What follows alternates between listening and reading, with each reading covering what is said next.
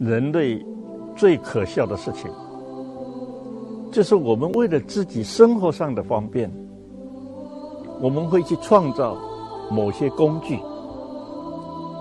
可是当这种工具创造出来以后，我们很快就变成这个工具的奴隶，这不是很可笑吗？你看，钱是我们拿来当作交换货物的一种工具。以前没有钱的时候，我们是以货易货，那个手续比较麻烦，经常那个价值无法评估。有了钱以后就方便了，你可以定价，我可以出价，愿意我就付这个钱就解决了。但是现在人离不开金钱，而且很快就变成金钱的奴隶。